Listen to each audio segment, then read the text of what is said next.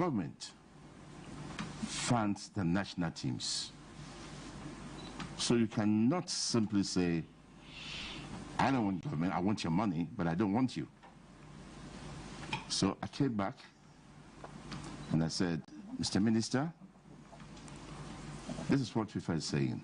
Because you need to, they say small, small catch monkey. So I said, I want to submit myself to an election.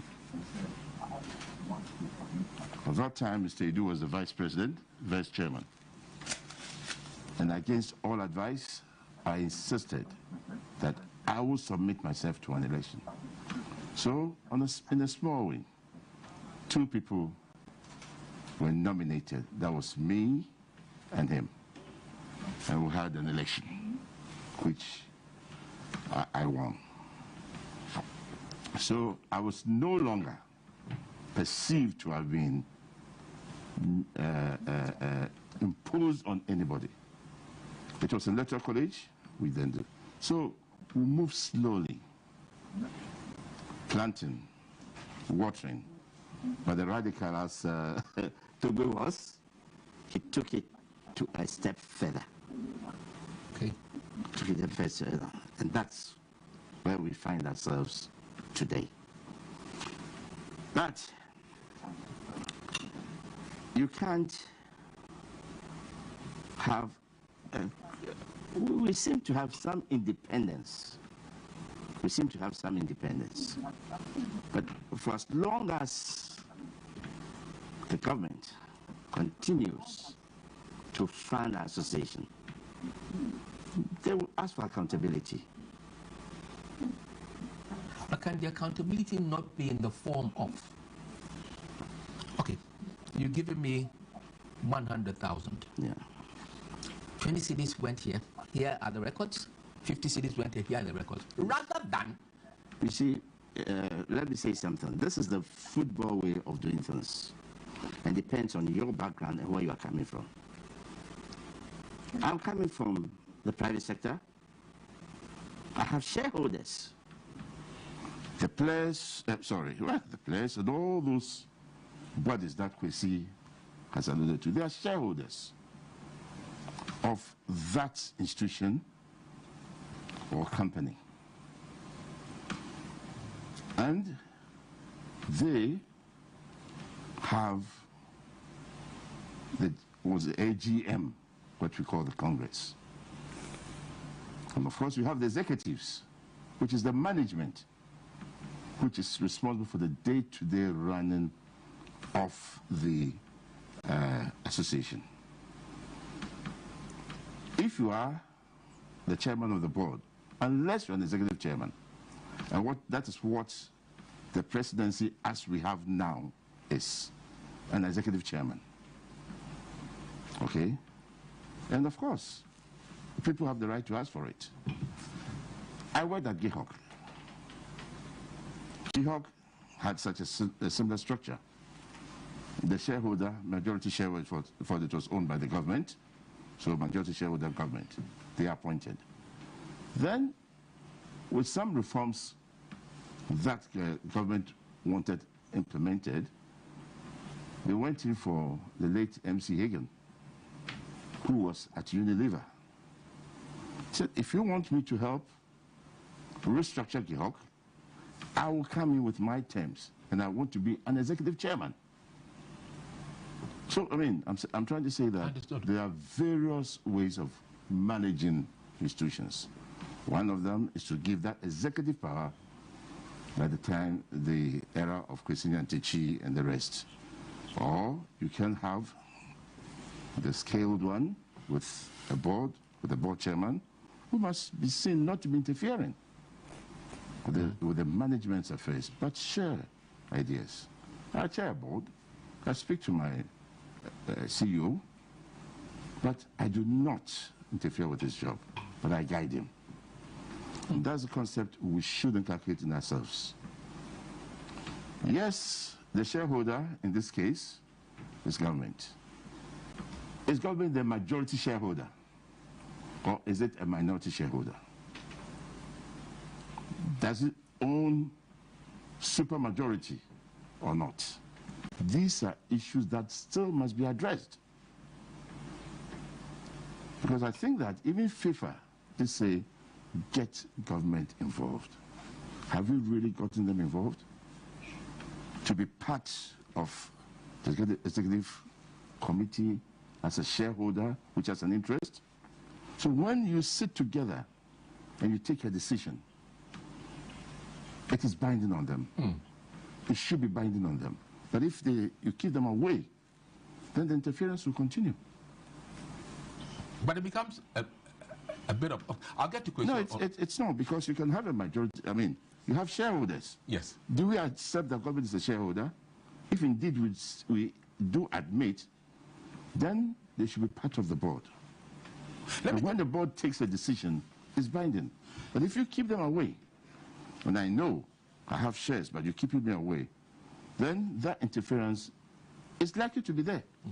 Let me get your successors' view on it, because I get worried about political view. I can understand if they say he who pays the piper calls the tune. Yeah, I'll join a bit from what Nana didn't say completely.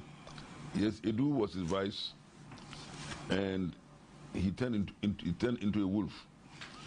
So one day we went for a... Nana said, look, Alaji, I've taken the decision. I think I want you to take over from Edu. Because Edu then used to go to the council, leak information, and just undermine the administration of football. So Nana fired his own vice, and I took over.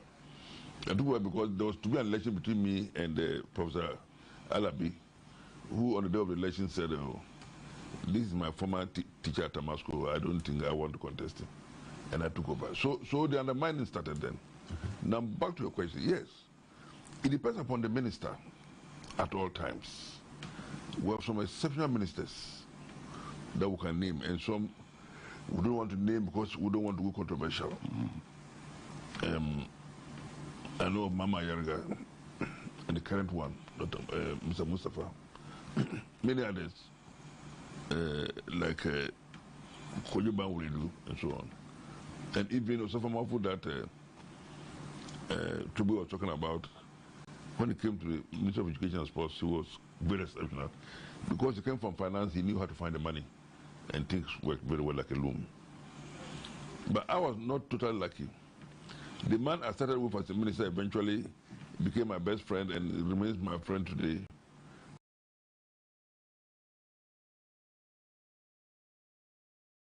But I tell you, it was tough. He said, these cuckoo-dites. I don't, these cuckoo-dites. My life laughed.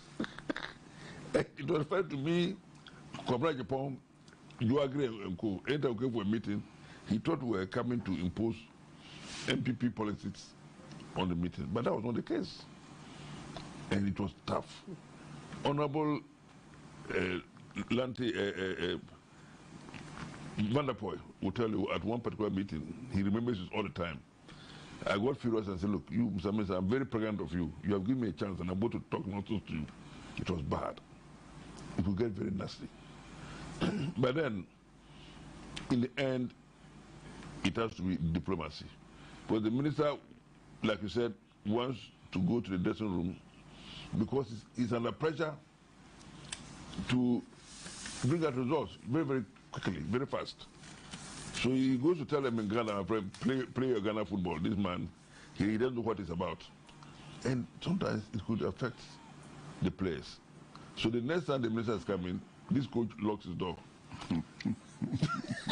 I didn't say it, you said it.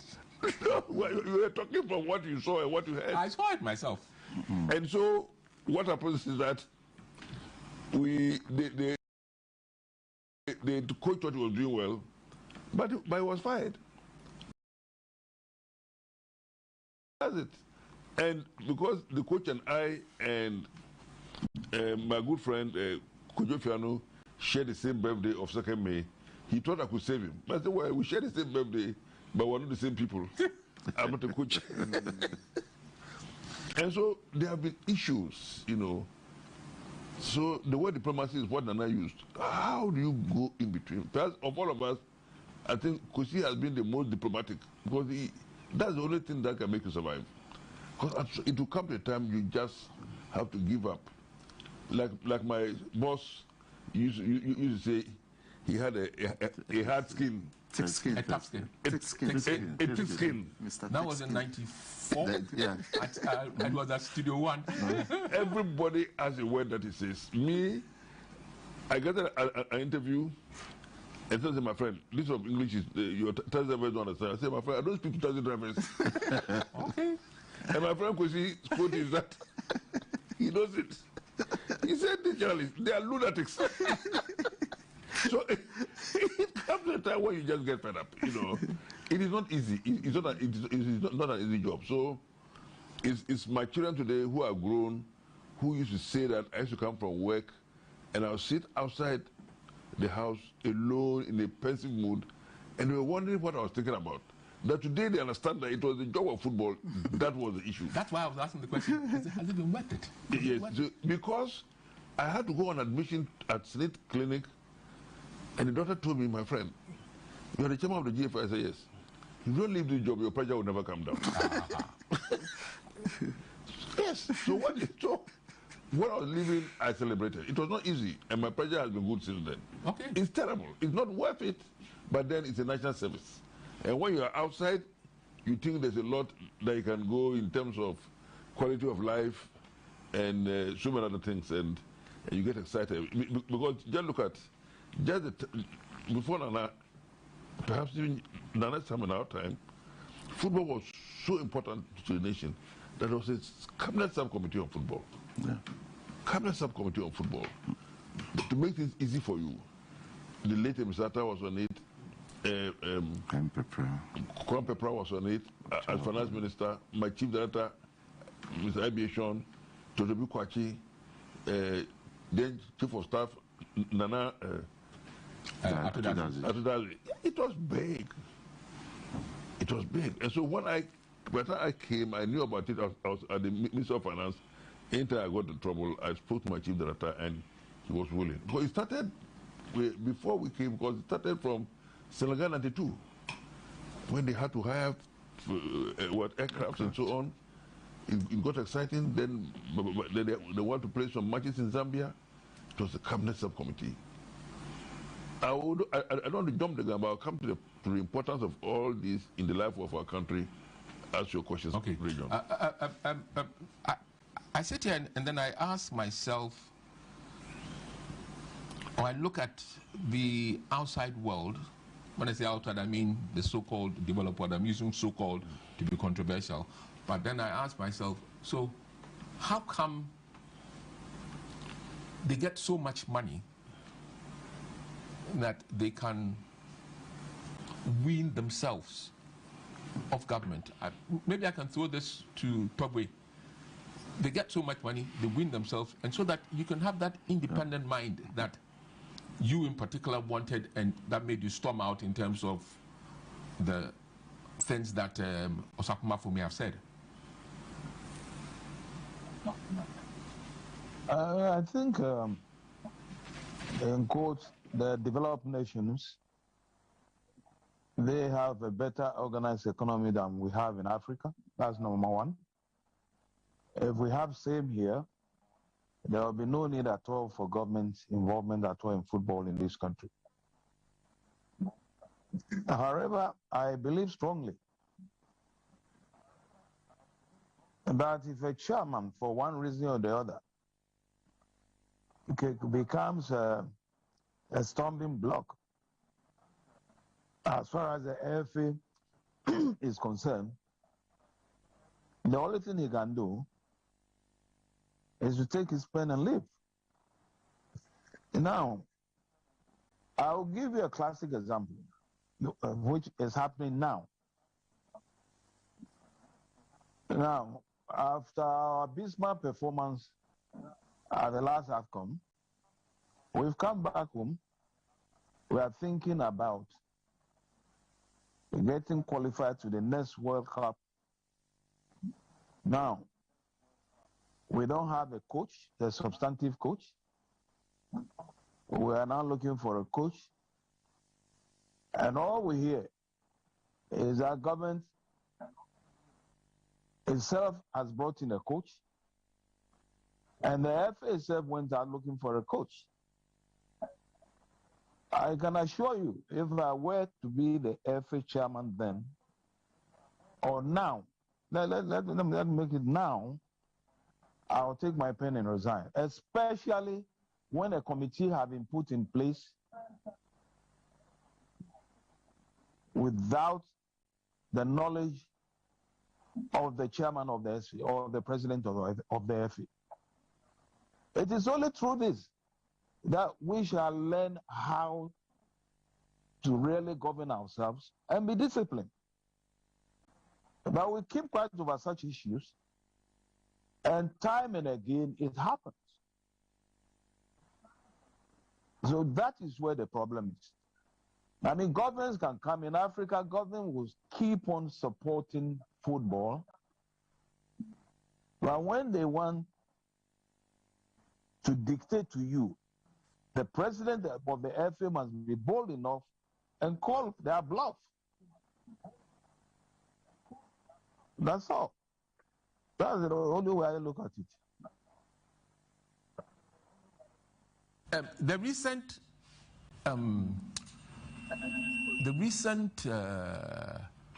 development is such that the FA has appointed a coach and his assistant, whether temporary or permanent, but then the government has appointed a technical director. How are they going to work together? That's what I heard. Or that it's different. Is interesting. It's not correct. So that's very interesting. I say so because, look, the FA appointed even Chris Hutton as the technical director. That's what is on the FA website. I have it here that it was, and we all know where it came from. We all know where it came from. That Chris was brought specifically in by certain people within the government. Yeah, I think these are assumptions. The truth of the matter is that perhaps some people in government must have had an interest. That is true. I like it's not assumptions. I'm telling you. But at the end of the day, the FA I think made appointments, and that is what we should take as the official position. Where their hand not twisted, because everybody's hand can be twisted. They said if you take this guy, you pay him. I say apart from football, in everything that we do, hands are always twisted. But we accept what we are told. So let's accept what we are told as the position. Okay, I'll accept it, but I have serious reservations about it. You surprisingly are now becoming the calming influence here. So can I ask a question? Yes, please. If indeed what you are saying is the truth, touch wood, and this team fails, who takes the responsibility? That is what I was driving home. That's what I'm going to drive home. That was the question I want to find out. Because if everybody's putting their hand in the pudding, then who the heck takes the blame if it doesn't work? All right. I hear Doc wants to say something. Toby, please. Let me come Go ahead. Based on the question my brother just asked. And that is what is going to leak. Mark my words. Because here you have a situation where you can't tell who is really in charge.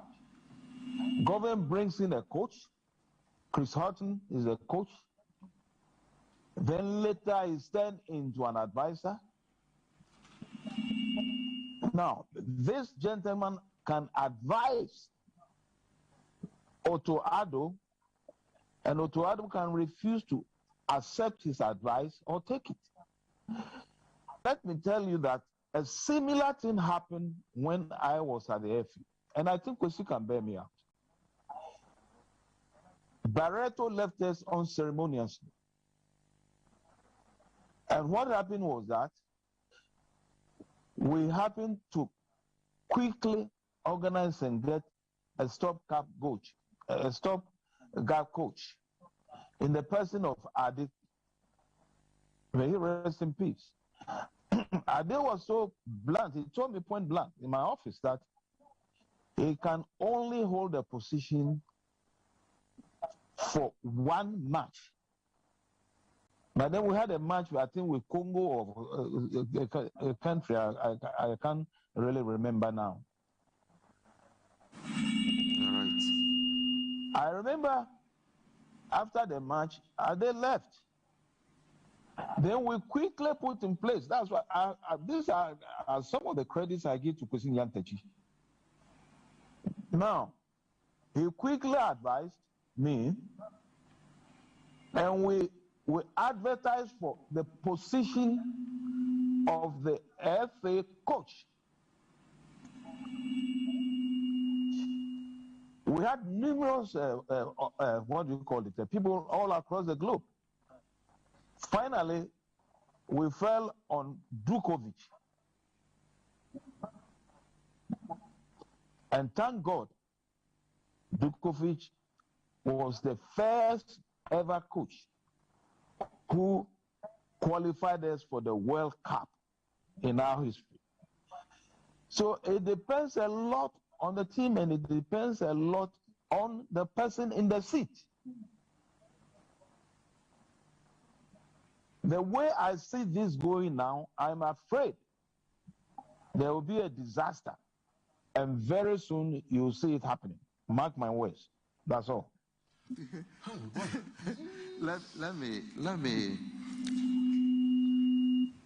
Let me put this whole discussion on interference into a certain historical context. Prior to 2005, the FA chairmen, who are now called presidents, were appointed by government. The executive council at the time, who voted to elect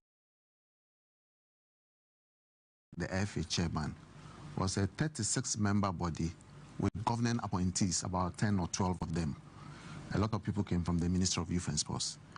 Now, following reforms in 2005, FIFA made a specific request that members of the executive committee, and at that time even members of Congress who represented government, should be taken off. We on the FA were ourselves dissatisfied with that position and wanted government to have one form of representation or the other on the Executive Council and Congress. But FIFA, communicating through their General Secretary, as he then was, one Jerome Champagne, was very categorical that they would not accept it. They saw it as a form of interference. So a high-power delegation involving government representatives, led by the then Deputy Minister of Sports, Honorable Obiamwa, and then a Professor of Law, Professor Kofi Kumado, and myself, we went to FIFA headquarters in Zurich to engage FIFA and persuade FIFA to accept at least the National Sports Council as a representative of government. But FIFA will not budge. So that led to the promulgation of the current statutes in which the government or its representative has no representation on the Executive Council and Congress. Now, following that, FIFA came up with a model suggestion that in order to ensure that there is lasting peace between the Football Association and government, they proposed what they call a cooperation agreement that should, using Ghana as a model, that will be used to resolve similar situations across the globe. And so they advised that each federation should sign a cooperation agreement with its government. Now, as my seniors rightly said, this is the breeding ground for the interference. And as much as governments do not see a direct role that they play in the management of FAs, a lot of them cannot take it, and so they end up stepping beyond their bounds. But it is also important for us to note that much as the government needs the Football Association, so does the Football Association also need government. Without government, you cannot fund national teams. And if we look across, especially in Africa, most sports ministries go with youth, especially in Francophone Africa. They are all called youth and sports, youth and sports. I believe there is some political capital between youth and sports, which politicians will exploit on. And so when they put a lot of money in football, they will not sit aloof and look at it spent without their involvement. But I believe that the principle of cooperation that FIFA has advocated and has seen it implemented in many, many third world countries is that governments should play their roles, and then the Football Association also play their roles. In local parlance, Obiandi Nilemu. In all over the world, and in Africa in particular, governments are in charge of infrastructure.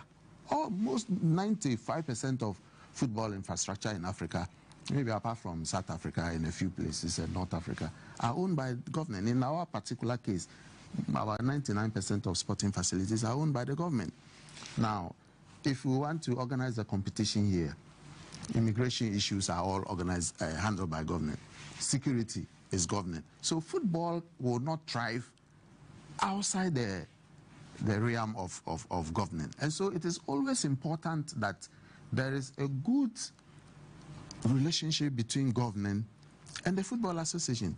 I've had a benefit of working with many ministers. Alaji, you mentioned some of them. Wonderful personalities. I think that it boils down most of the time to the personality traits of the individuals in office. Because you can have a problem solved without yelling and shouting.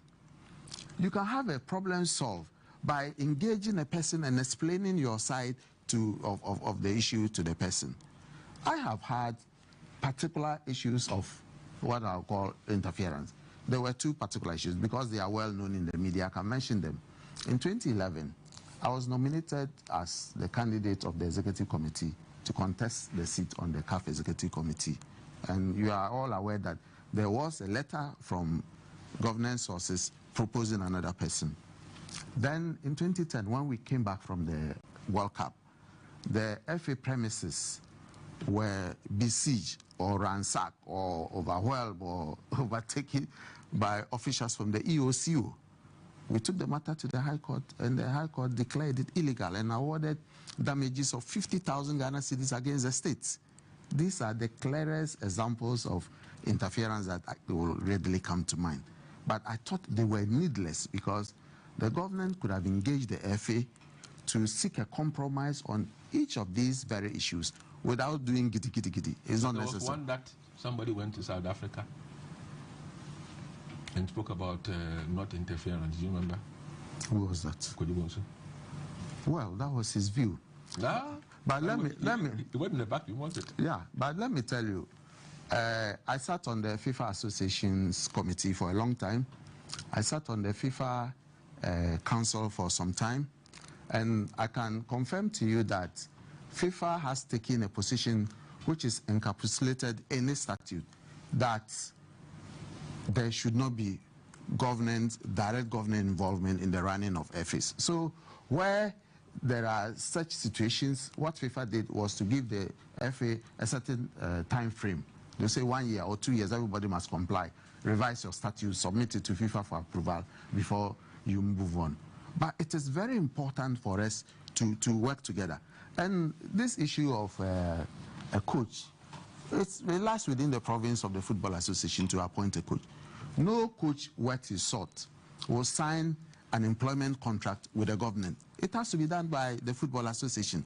Because when there is a breach, the only place you can seek redress is FIFA or the Court of Arbitration for Sport. And government will not be recognized as a party to such a transaction. I agree. So it is in the interest of government to stand behind the Football Association and then make sure you have a common interest that they prosecute for the two of you.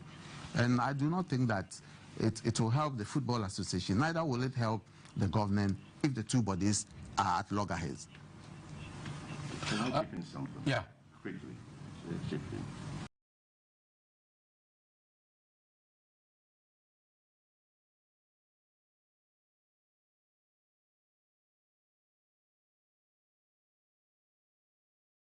Kwesi was talking about FIFA agreeing. This is simply by saying operating with who?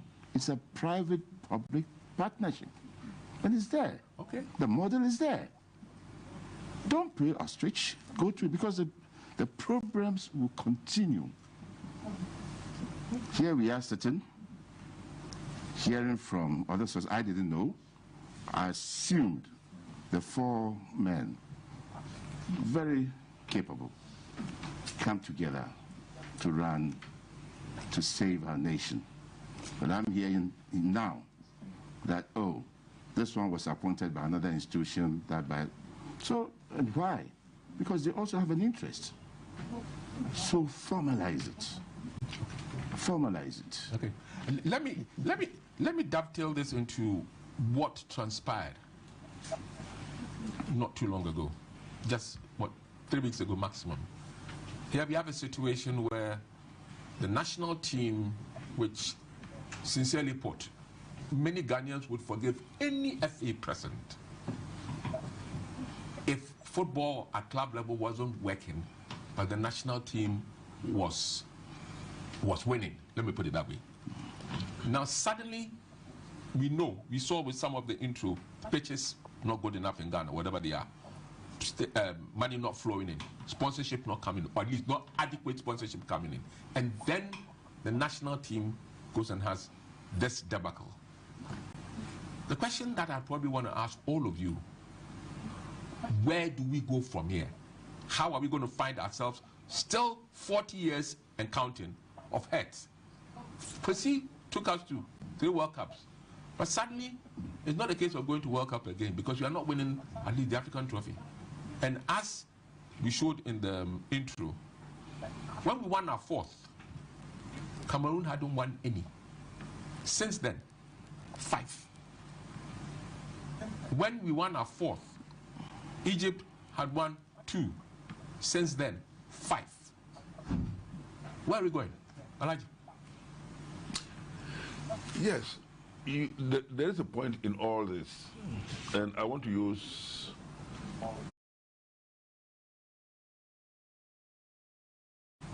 this was the first time, but the coach Cisse, he's been in the front seat for about, I think, 4 or 7 years. 7 years. For 7 years. He didn't win anything, but the people were patient. Now, these coaches that we've appointed is for the match against Nigeria. After that, when we appoint permanent coaches, please, let's as a nation be patient. 2, 3, 4 years. Sometimes the problem comes from the FA, the problems start from us. When we're in a hurry, the FA in a hurry will say, oh, we're going for this competition, the worst is that we'll go to the finals and people's hopes are raised. So when we go and they are dashed, the social media would not take it lightly. So when we appoint coaches and they have a contract, let's try and follow the contract. All of us have made these errors before. I remember when I was president and I was the vice, we went for a tournament, I believe, with the great Agrifin. 94, Tunisia 94. It didn't go well. And we went for a meeting, we were all very angry. And we said, we're going to fire this coach today. He is not good. So the coach comes in to give his report, and we fired him on the spot. He went out to take his car, and he was stopped at the main gate. They were not allowed to take his car out. It was that bad. So he came back to the room, and let me quote my poor Fanti. He said, hey, baby, Nana, you got a ball, and you now who move him? I felt so bad because Agrifin was a hero. He is a hero. Yeah. You know, there's the captain and so many things that he did, but here it was. I felt so bad for him. But that has been the error. And I don't think we have overcome it. And I know throughout the competition in Cameroon, I kept going to the media to plead with Ghanaians for patience. People thought it was too much. Why do I do all that? Is it my business? I've left the FA. But for Ghanaians, we have to understand that the system has changed. But we played against Comoros without knowing Comoros. We played against Gabon without knowing Gabon. I remember World Cup match against Gabon, it was a problem. We went to the country, we thought this will be easy to beat us. 1998? Yes. 97 to 98. And the Kwesi Comoros, we went to their country And drew with them. and drew 0-0. Ghanaians forgot that one. Yeah. In fact, they scored a. They came here, we struggled for a 2-0. People forgot all that. And forgot that Comoros is actually a French colony, and most of the players are playing in leagues in France. So we couldn't have taken them lightly if our media had gone a step further and done some research and said, well, we're going to. Should it have been the media? Should it not have been the technical team? Because I'm asking this question because this is later on, admittedly. But the 2010 World Cup, the penalty shootout. Are you aware that the one who scored the winning penalty, Abreu from Uruguay, had taken 27 penalties in his life. He had scored 24. He had only missed 3. And all those 27 penalties were the same way, what they call the Panenkache. And nobody in the technical team had the courtesy to tell Richard Kinson. Well, we had learned something this year. We had learned something with the Egypt match, where Salah was actively speaking to Gabriski and telling him where he should take, and he took every step. He moved everywhere the right way. But we also did not know, for some of us, that the goalkeeper on the other side, from Mendy, for Senegal, Mendy, was the best goalkeeper even in Europe. We didn't know this. So we're just assuming that these injuries are good. But there's more to it in football with research. And let me say, the media, you must go to the internet and bring information out for Ghanaians to understand better what is happening. We have done that. But my worry is that the one who, the goalkeeper, the player will have the direct link with, not the media, should also have done adequate research. And we don't seem to do it. And it leads to all these kind of heartbreaks. People are totally shattered. Okay. It brings me to the issue of selection of players. It's a very sensitive and it's a very controversial issue, but it brings me to the selection of players. That's one, or should one, the FA, or individuals in the FA, or the government have a say in who goes in? Because with all due respect, my own friend Kurt actually said it on air, and it blew my mind. I thought that was a PR disaster. It blew my mind. That the times when coaches were picking players is no more. That becomes very, very difficult to understand. I don't know if any of you want to take it, or if Togbe himself will take it up. I'm comfortable. Nana? Yeah, well, a coach comes in with his philosophy, how he wants a team to play. That based on the players he has, but he comes with his own philosophy. Therefore, it will be inappropriate for anyone outside to seem to select a player for the coach. I never did, but I asked questions. Why Carl? And why not Christine Antichi? Why?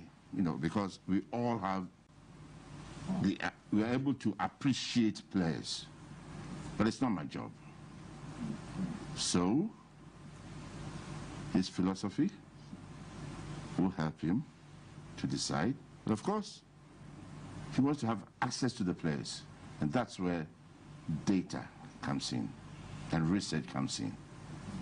Do we have a good technical directorate which has data stored on the players, Ghanaian players, not only those who are invited to the national team, but those who are playing outside and do qualify? Of course, the coach himself would also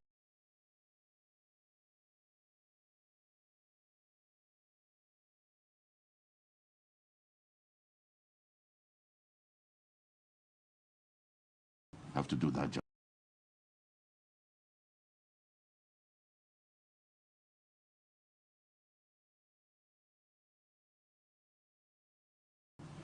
But when he has done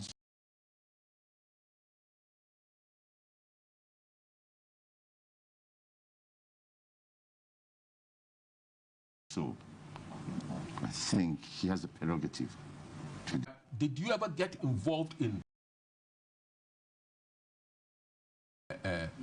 the coaches who were going to run the team, as it were? That is an interesting question, you know, because I remember very well when I came to the FA newly, I was also the chairman of the Black Stars committee. And I resigned that position and gave it to Kwesi Nyantakyi. And that should tell you that I wanted the technical people to handle things themselves. Now, with the question of the coach coming in, number one, I believe strongly that the coach must be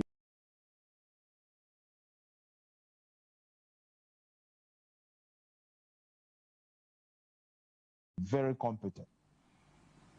If he's a very competent coach, and once again I say, if the coach is competent, he will know what he wants.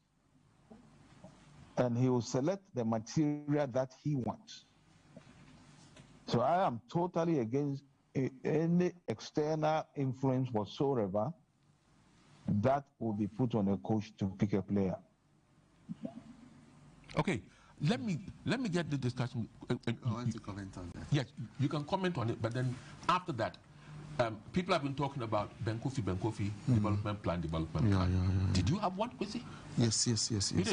Okay. I had two development plans from 2006 to 2010. I even have a copy here. And then from 2012 to 2019, we had another development plan. But you didn't give me publicity, Kwesi. It was, I don't know what you meant by publicity, but these were outdoored at public events. The first plan that the FA did was launched at the Cape Coast Stadium, and the guest of honor was the regional minister, 2006 to 2012, 11. 11, yes. Okay, 11. The guest of honor was the honorable regional minister, Dr. Atuata. Okay. He was the regional minister. Okay. This was launched there.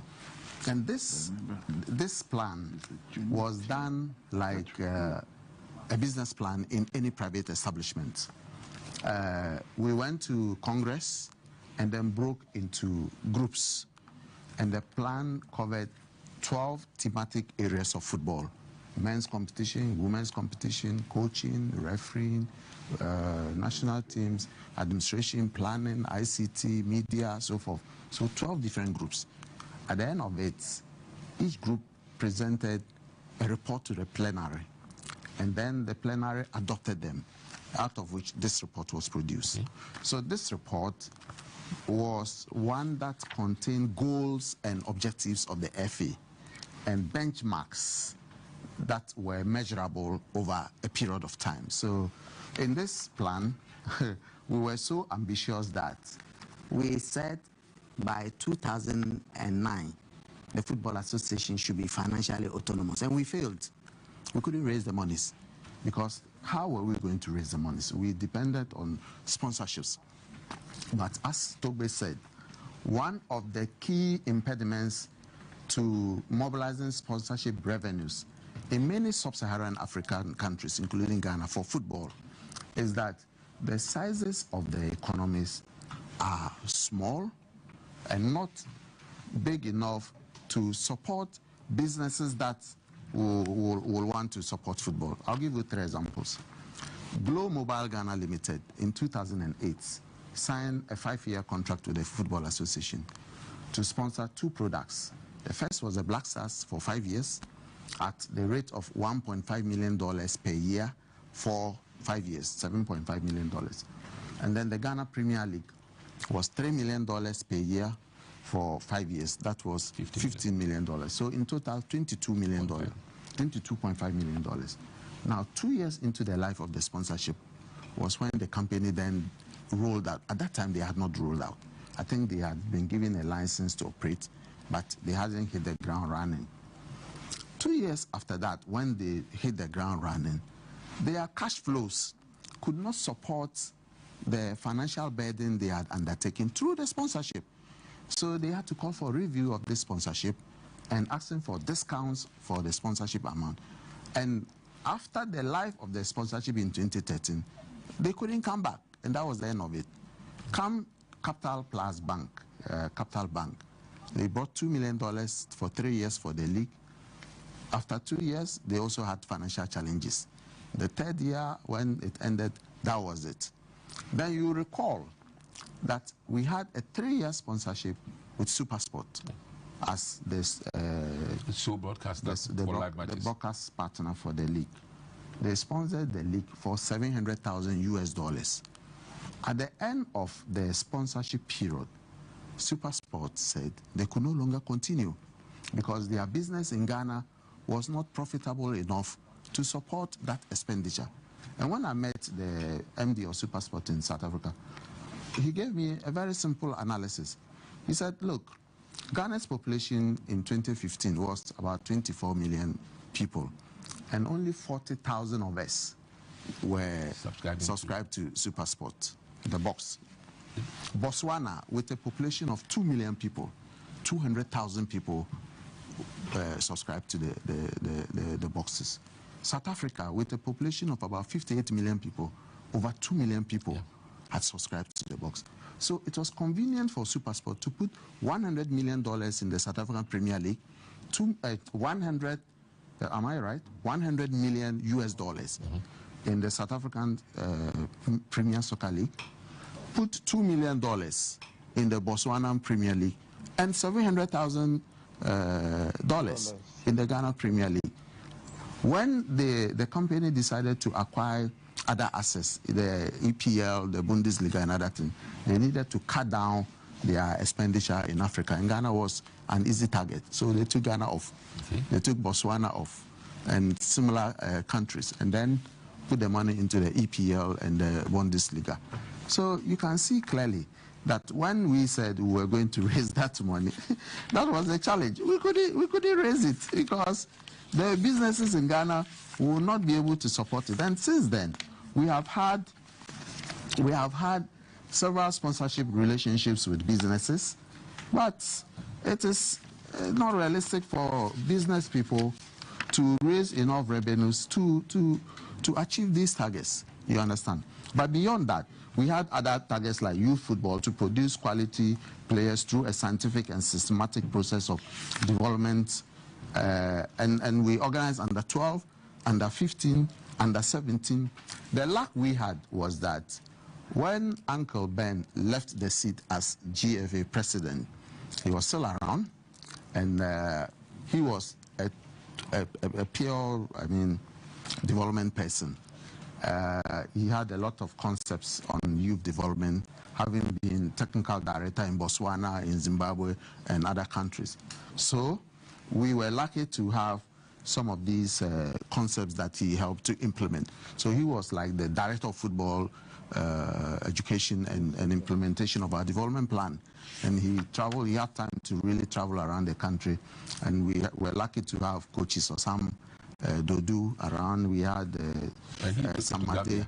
Yeah. Or some took it to Gambia. Gambia? Yeah. He started the project there that the players are now shining. Yeah. When he left Ghana, he went to Gambia as a technical director. Yeah. Yes, we had Otia Kenten and other people. So we organized a lot of competition. Then we worked with the GS to organize under 14, under 17, under 20. And then when you came to men's competition, our objective was to raise the level of sponsorship in the league and seek sponsorship for Division 1, professionalize the league. And so we got 3 million from Glo. We got Baltic as a sponsor. We also organized we had Polytank. I hope you remember Polytank. Yeah, Polytank. But they also the question is normally asked that how realistic were these objectives? Because it's good having an action plan. Yes. We do this. And they were all time bound. There are time within which understood. But people ask, was there enough research done? Because if you're going to walk to, let's say, Nana and his team, and he's still providing power and supplementing the Ghana's power production here, for them to put in quote, that $3 million, they'll probably be asking, what are the returns from it? What will they get in return? Of course. And it's a fact, because sponsorship is not philanthropy. Nobody puts money into a project as a sponsor and goes to sleep expecting that nothing will be done. They expect publicity. Yes. They have some obligations that they transfer to you to discharge. In football, for the league, for instance, adverts during games, television, maybe you have to wear the logo of the sponsor. The logo of the sponsor is always put on the shoulder. The front of the jersey is reserved for the club sponsor and so forth. Well, these are standard benefits that you offer. These days, it's gone beyond that, Kwesi. It's here, it's here, it's here, it's here. Yes. And sometimes even down there, just before the base. And even the shores. Yes. The shores. Yes, it's done. In addition to that, other media outlets within the FA, if you have a newspaper or a website or a TV station, you offer benefits to your sponsor. And at every media opportunity, there must be a mention of the sponsor. So, as you said, we did a research. I remember Mr. Brapia, when he was chairman of the league, we did a research to value the league and also look at all these things, the benefits that were being offered. So you realize that even if you quantify the benefits sometimes, it was twofold in excess of the sponsorship amount. Yet, it wasn't easy to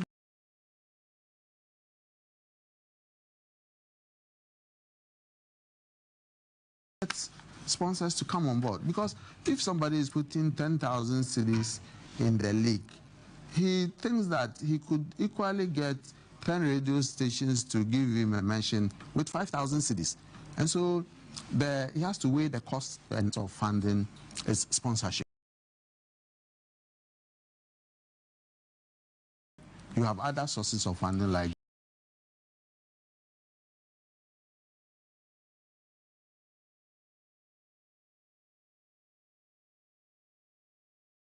fee, which has dwindled over the years,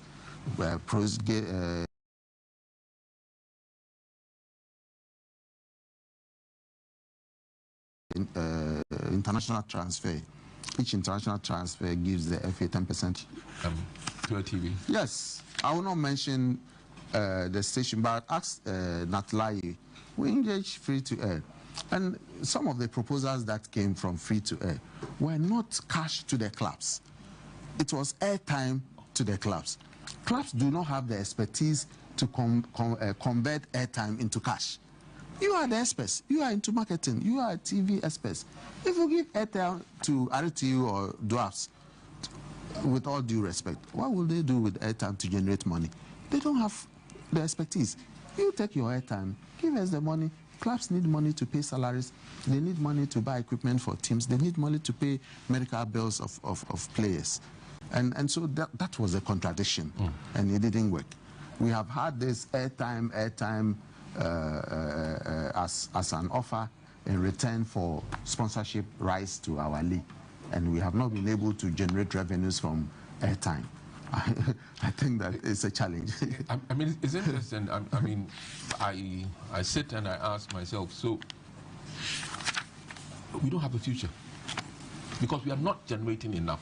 We are not producing the sort of money that we would wish to come into the game for the game to flourish. Well, football is an industry. Okay, it's laudable with all these programs Kwesi has outlined, and I doff my hat off for him. But I believe I'm an apostle of planning ahead. You know, I say it's an industry because within football, you can make money. When you went to the World Cup, you brought in money. So if I don't have to depend solely on an area that I perceive that there's money there, when I'm sitting on gold. Okay? So, at time, we looked at long-term development from the youth.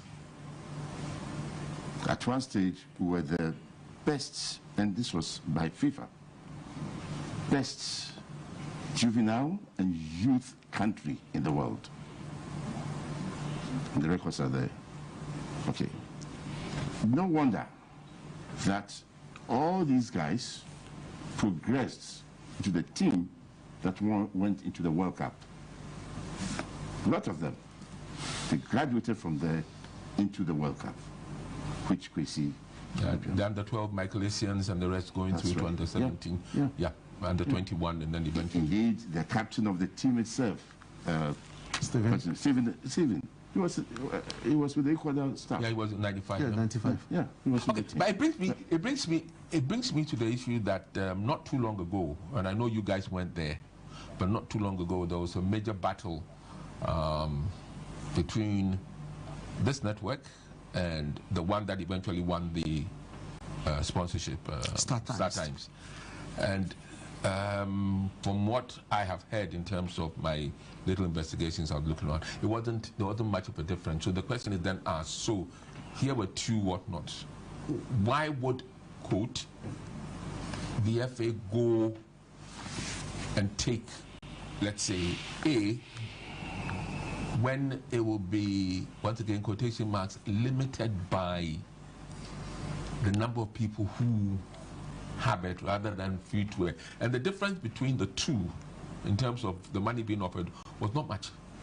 The difference between the two, I mean, if you had been in such a position, would you have considered, oh, right, I'm still going to give it to A, or shared it in such a way that you still got your free on air, bringing in that money that is required, but at least getting more people, since Ghanaians do not like to pay subscription. I mean, Super was 40,000 in Ghana. Hey, is that rather small? You see, when you are faced with such a choice, it's not simply because of money. Reliability and ability to deliver. I don't know which entities you are talking about, but if they both offer to give a certain sum, and your due diligence tells you that A doesn't have enough cameras, the logistics are not there, and so forth, I'll go for, if it's only 5% more, I'll go for that. So it boils down to due diligence and ability to perform. Are these institutions going to put up performance security? Because you can't just come to me and say, I'll be able to cover all the league matches being played. I'll hold you to it. So, would that institution put up a performance security to perform? If not, I call on it.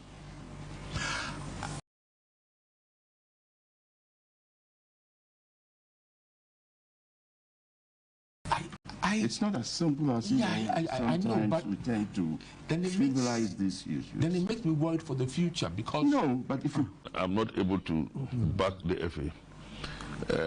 I've been president, I've been chairman of the Premier League committee, and I didn't see eye to eye when another network was chosen over GTV, because I've always been a government person.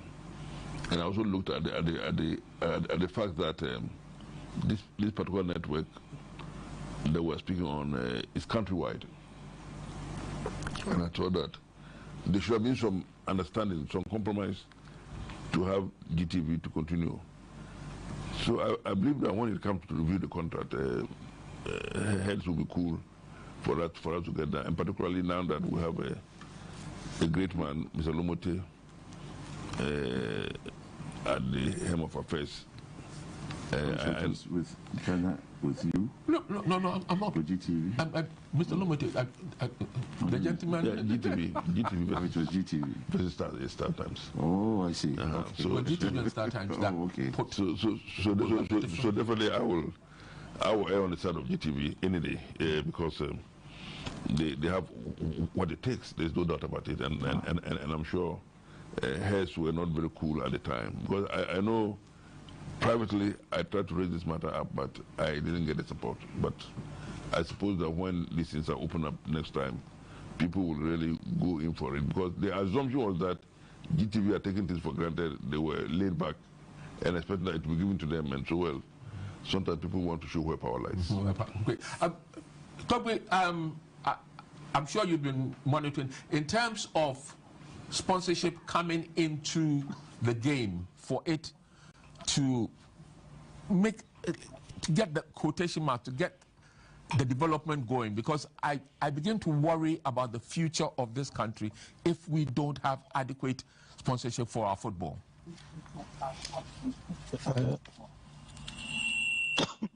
Excuse me. I think I said it earlier that until we develop our economies in Africa to such a level that it will be competitive with other nations that are advanced, definitely governments will continue sponsoring football clubs in Africa. However, I think if government puts in money, it must be accounted for properly. Now, secondly, I think also that small companies in the various African countries who have been sponsoring must increase the money that they put into football.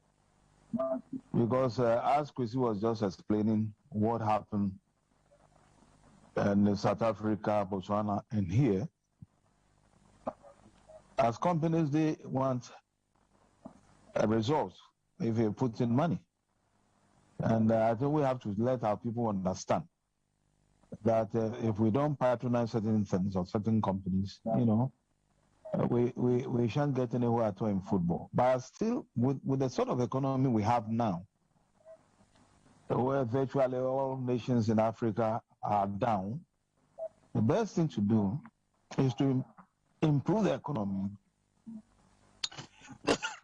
And then after that, I think we can easily compete with the bigger world.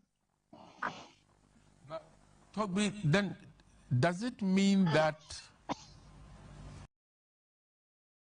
until the economy improves, we should still be wallowing in the mud, as it were? No, but that's why I always say a lot depends on the government in power. Now, when I was a kid and Kwame Nkrumah put in place rare Republicans, he had an objective. And rare Republicans were specially trained and formed the nucleus of the Black Stars. And under Nkrumah, we won 2 AFCONs. Because Nkrumah put in a lot of money. And that's the point I'm trying to make. Then we come to General Champum. Our 3rd AFCON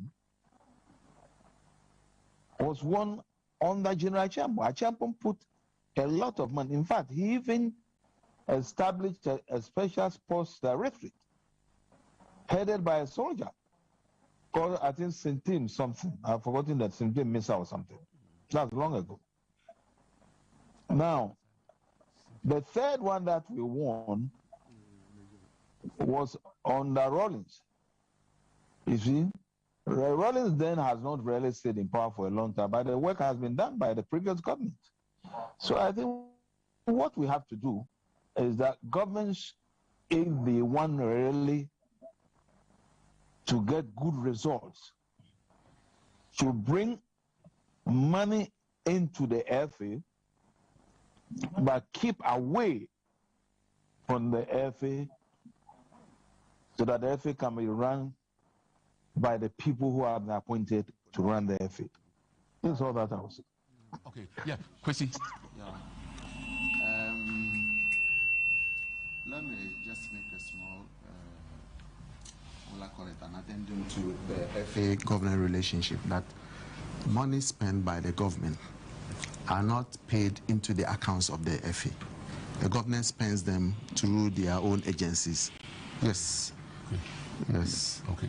The monies they spend, when, for instance, Black Stars is traveling to Qatar for a training tour, the Ministry of Youth and Sports buys the tickets and pays the travel and tour direct, pays for hotel direct, pays per diem to players direct. Nothing goes through the FA account. Okay. And so the issue of accountability is very easy to address because you carry your purse holder with the team and then he disburses the money, takes the receipts, even water that is bought for the team, they take the receipts and then go and account for it. Now, I want to assuage your fears that it may be out of place.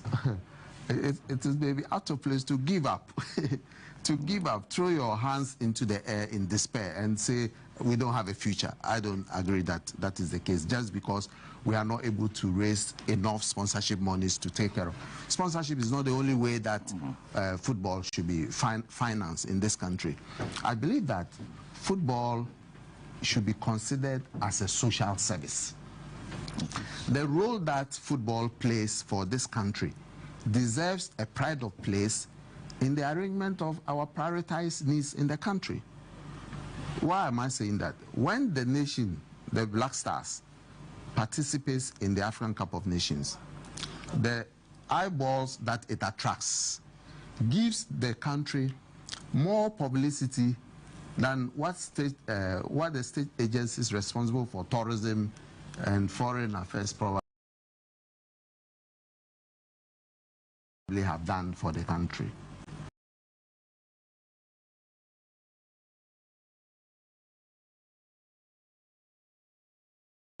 The just ended African Cup of Nations attracted over 300 million people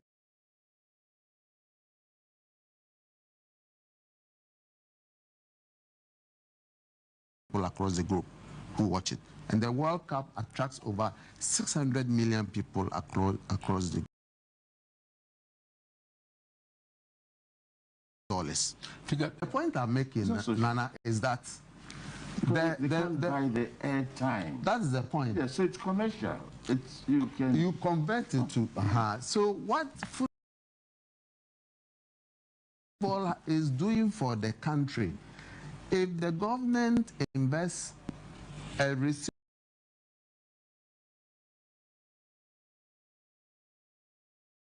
amount, I do not.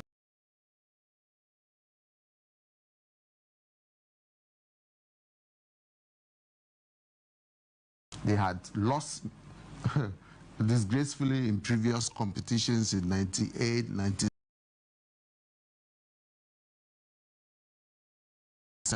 What did they do? One of the key things they did, we have sports resource centers which have been built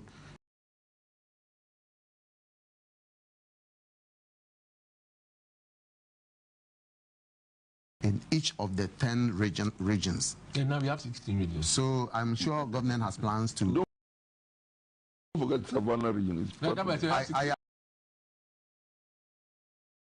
I am never unmindful of that. Why? You are the nucleus for the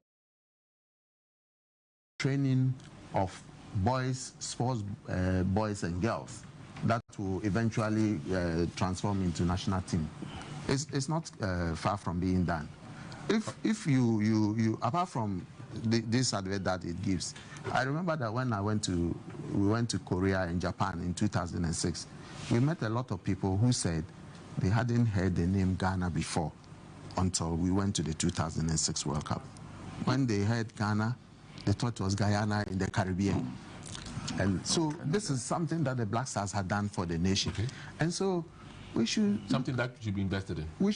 There should be a value of that put into football development. Okay. Infrastructure is the bane.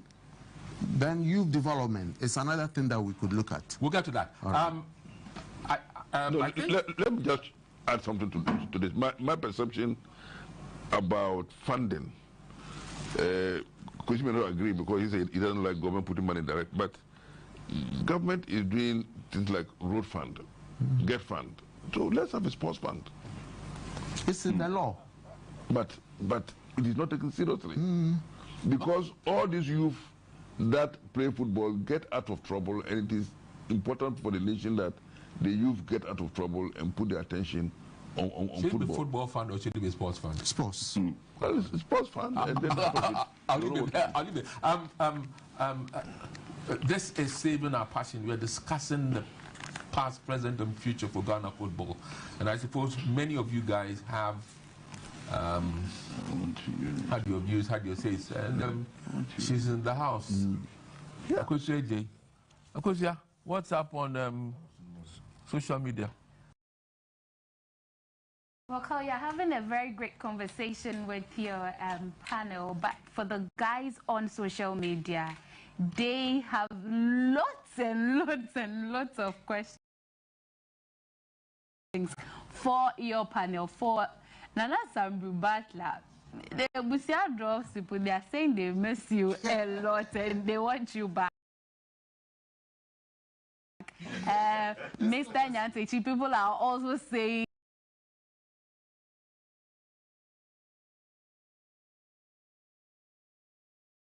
look at our Facebook page on our stream where we have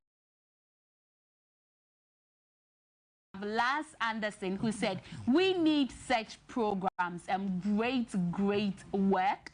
And Inshiraba Prince says, I think Kurt should use this opportunity to apologize to Ghanaians, and that's what he had to say there. And more comments coming through from you guys on our Facebook page. And we have James Maubi, who says, I miss Kwesi Nyantechi. GFA is back again. All in caps there. I wish you could see his reaction in the studio.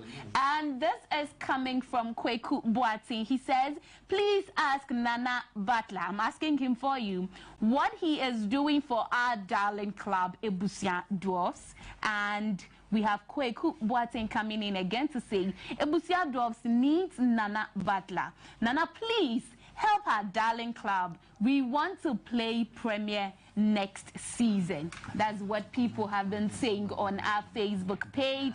Mike Kofi Kwene says, Kwesi and Togbe talk well. And we have Peter Tete Jr. saying, I humbly suggest the GFA should select 5 young retired players of the Black Stars of Ghana and sponsor them to attend the best coaching schools in the world. After graduation, I suggest that they should be sent to the best football clubs in the world to understudy their respective coaches. Finally, they should be brought back to Ghana to coach our various national teams. Those coaches who coach the junior team should graduate with the teams to the senior level. Thank you. This is coming from Peter Tete. As Carl always says, he knows that I've not gone through a lot of football tournaments. So he has a lot of things to say about that. But this particular one, which is suggesting that some of our players who have retired, we take them to good coaching schools out there, take them to some of these big clubs for to understudy. Is that going to help save our passion? Going to school, it's very key as far as I'm concerned. So once they've got that going, fine. But maybe I have a little different view when it comes to like saying that once these people have coached these players, then when the players progress to the high level, these coaches should go along with them. I'm not 100% sure about that.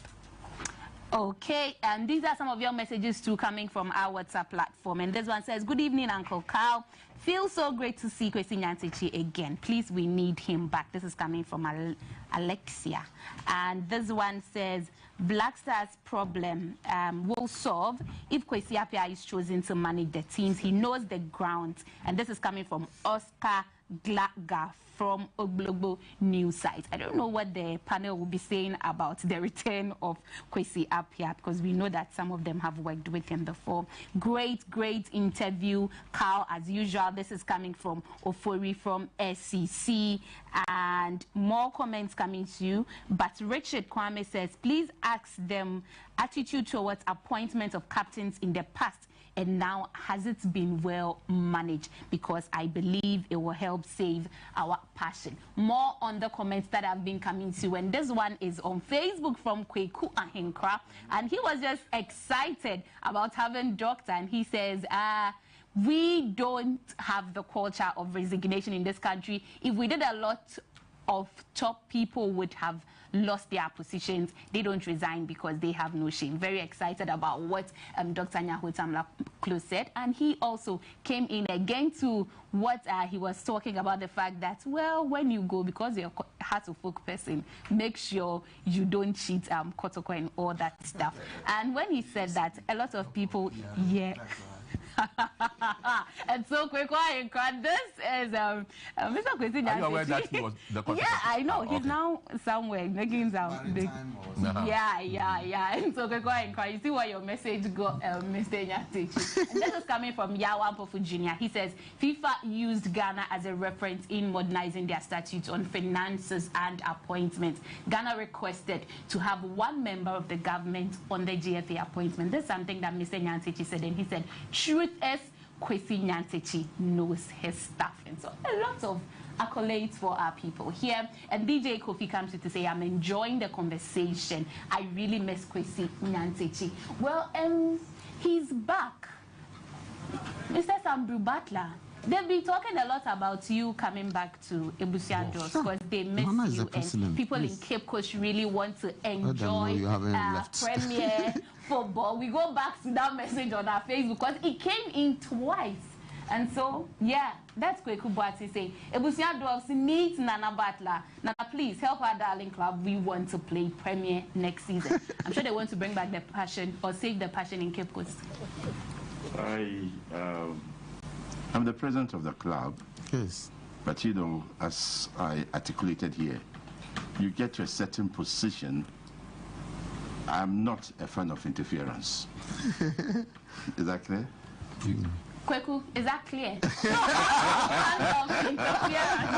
He is not a fan of interference. That's what he has to say there. Some messages coming through from Kobe of Agbogba. He says, Carl, I candidly believe that the FA should be autonomous, and that also involves the FA striving to find innovative ways to fund the various national teams rather than relying on the state for funding. Some questions have also been coming through on player selection. They are asking if this one says, is it okay for the FA to be going out more to look for players than to invest in the domestic players that we have? Mr. Nyatechi is nodding his head. I'm sure he has something to say on that. Yes, I think both ways, but let's invest more in the domestic terrain, because we have more Ghanaians in Ghana, more than anywhere else.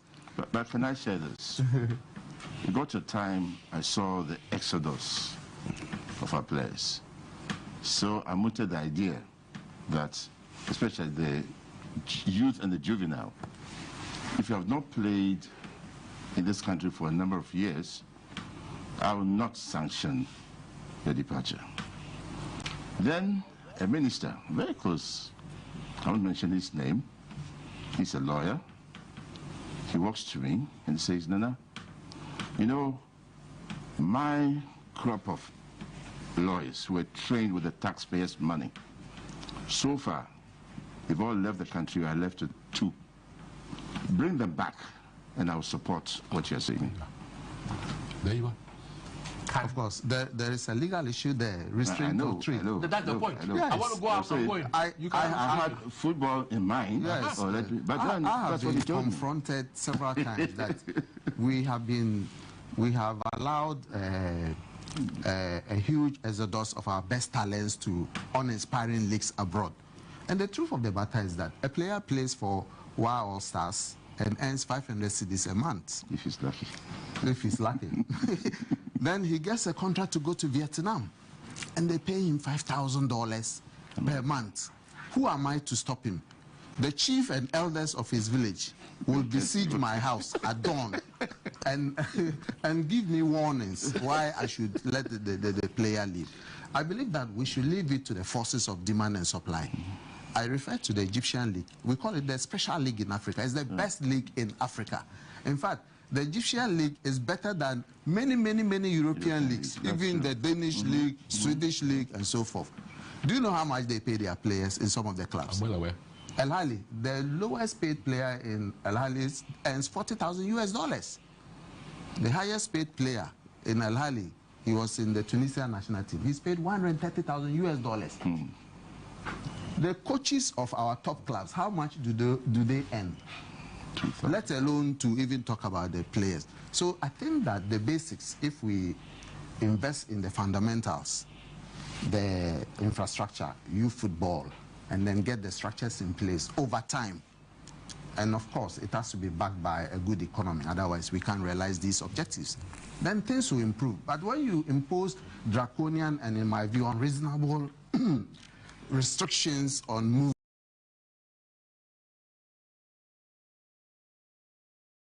movements, they will be ineffective.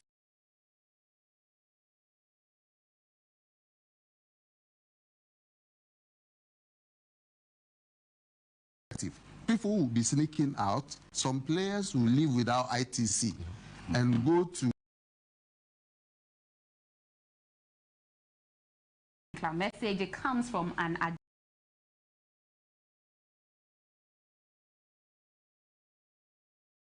Asari, and she says, Mr. Nyantichi, I miss your smile a lot. Love you to the moon and back. One.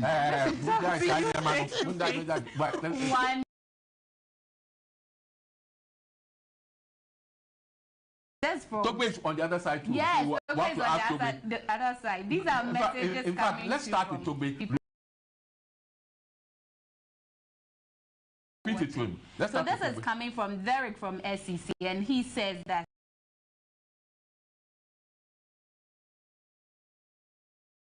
ask the panel what will be the one thing they would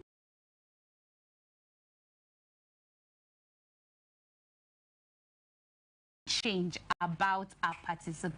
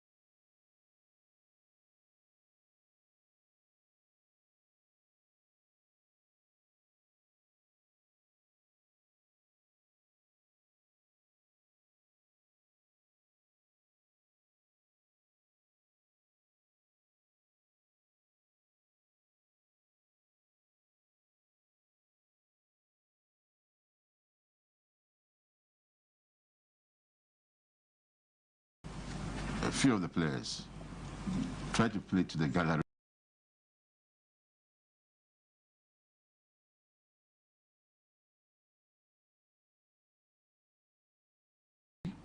Were not focused.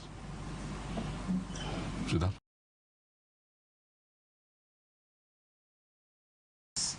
Taught me a lesson that the second coming of coaches in this country have been disastrous. Ask them. I always said that any player over 30 years is no longer a footballer, but a politician. He's coming to destroy your team for you. They will come with agitations and all kinds of things. With due respect, it's not a rule of general application, but invariably it happens in most cases.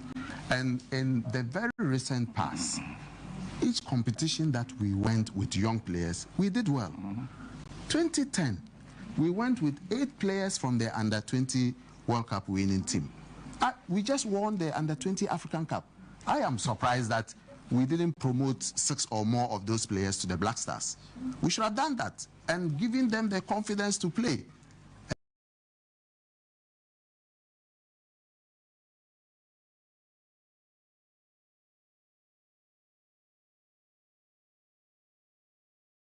They would have gone far. In 2010, Mr. Ayatu, former president of CAF, he met me after we lost the first match to Cote d'Ivoire. We lost 3-1. He met me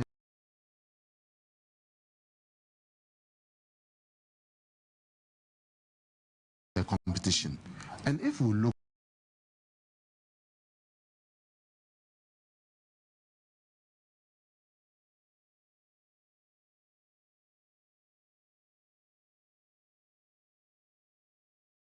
back from the transition of young boys, each time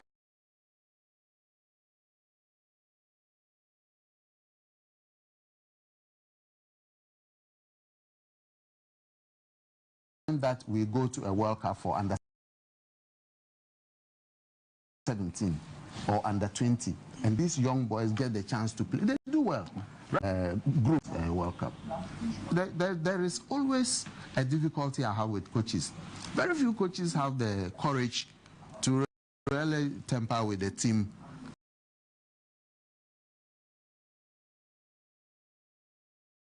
and bring in young players. The coach must be courageous to know when to introduce young players and be courageous enough to retire or ask older people to stand by. In 2010, I am surprised that Milo couldn't do that in 2022.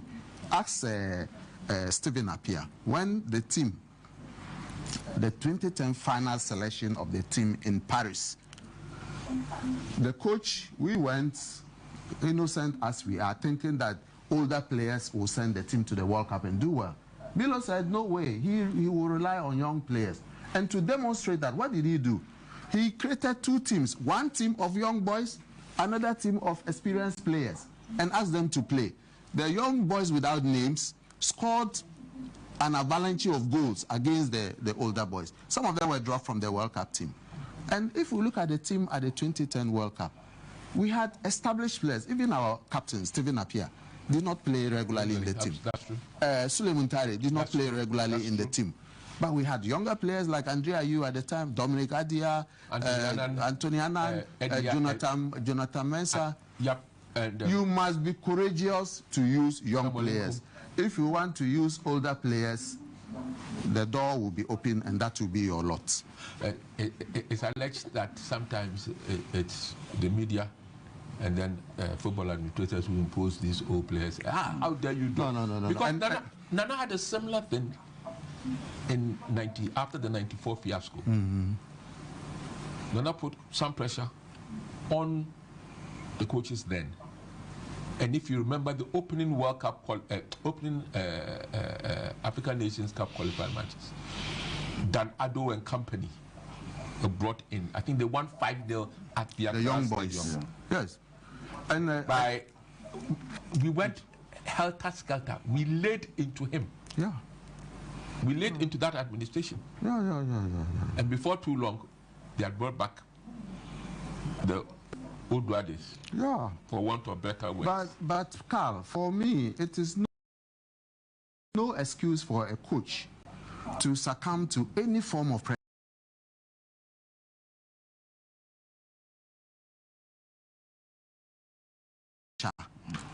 Coaches are professionals who are employed to do their work just as architects, engineers, somebody else, even outside the which is not his. The buck stops with him. He takes responsibility for it. I do it. There is nothing, however, wrong with me, either as FA president or even an ordinary Ghanaian, suggesting to the coach that go and look at this person. I'm not saying that he's the best, but go and look at him.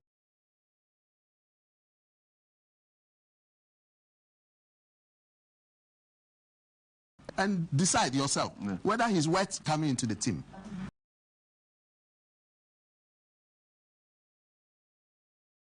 I have done it a few times. One time when David Duncan was handling the under 17, I met him just by chance at the GFA. And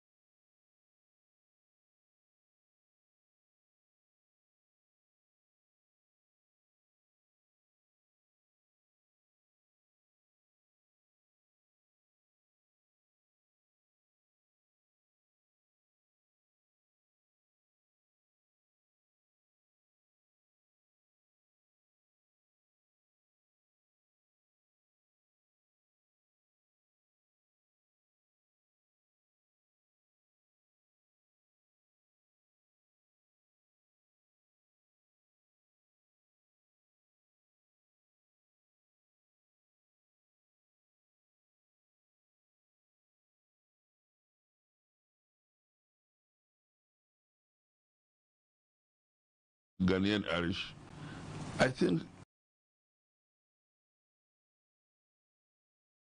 they have the technical expertise that they can really put together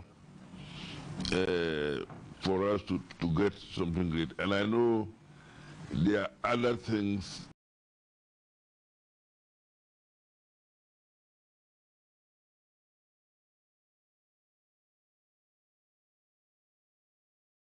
that we cannot say here, scouting and so on. Look at the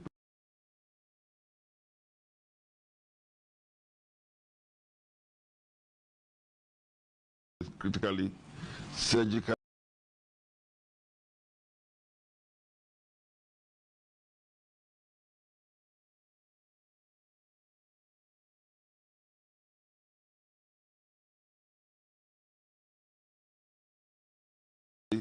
to know who can play in what way and how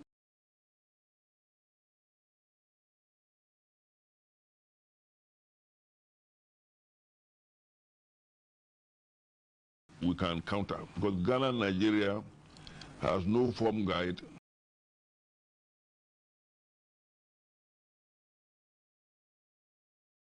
Should kill their ambitions and let the GFA lead us successfully into Nigeria.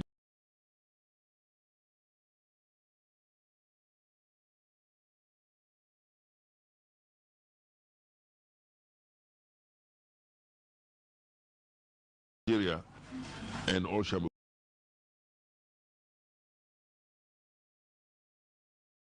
well. Nana. Well, it's a hard call. Technical team and a new management committee. If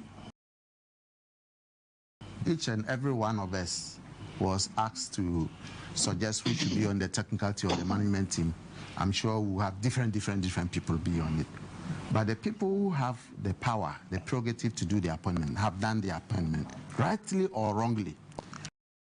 At this time, as citizens of our country, it behooves all of us to rally behind them, spiritually, morally, whatever we can do. Let us support this team.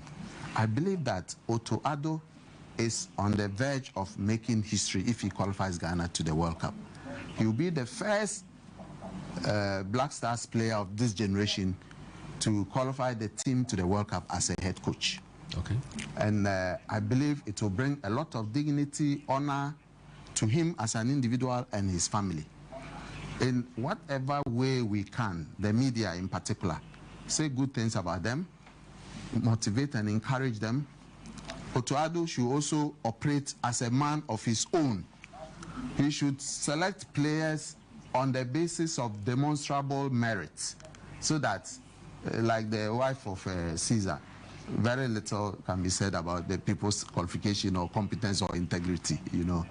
But I believe that if we are united and rally behind this team, we are capable of qualifying. I don't share the view that we don't have players. I don't share that view. A national team is not a club side where you will go to South America to buy players to come and play for you. And Ghana is an acknowledged resource center for the development renewable talent for football. There's no doubt about that. There's no doubt at all about that. If we get